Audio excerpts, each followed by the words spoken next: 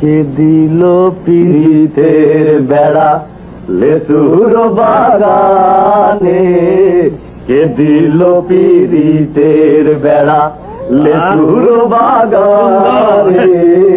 ভাইরে, শাকিব খান বর্তমান যুগে যে ছবি করছে এবং যে গান করছে তার অধিকাংশ হচ্ছে কফি। কে দিল পিরিতের বেড়া লিচুর বাগানে।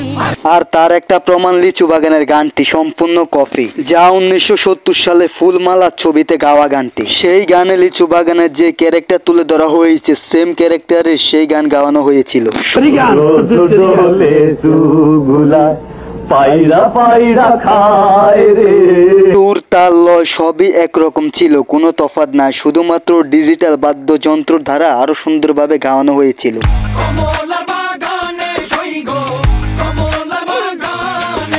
এখন নোয়া নোয়া অনেক শিল্পী বলবে এটা প্রীতম হাসানের গাওয়া গান। লিচু বাগানের মালিক হচ্ছে প্রীতম হাসান। আর শিল্পী জাফর তো নিজে কণ্ঠে গাইয়ে দিলেন এবং সময় টিভির মধ্যে।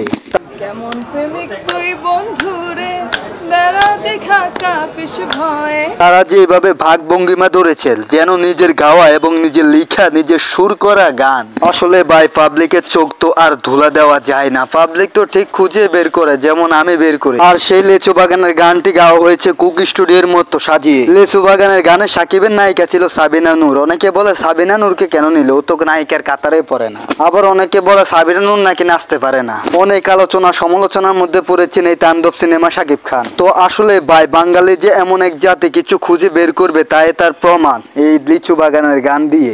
বাঙালি পরিচালক, প্রযোজক এবং ডিরেক্টর আর কিছু পারুক আর না পারুক, কফি করে সুন্দরভাবে চালিয়ে দিতে ঠিকই তারা পারে। আর তাই সফল ব্যবসা শুরু করে সেই কফি দিয়ে। তো বন্ধুরা, লিচু বাগানের গান নিয়ে অনেক আলোচনা সমালোচনা হয়েছে, এই গানে উপেক্ষা করে সেই ভিডিওটা বের করলাম। এটা সম্পূর্ণ কফি ভিডিও বলে উপস্থাপন করেছি আমি ইমান কমেডি বিডি।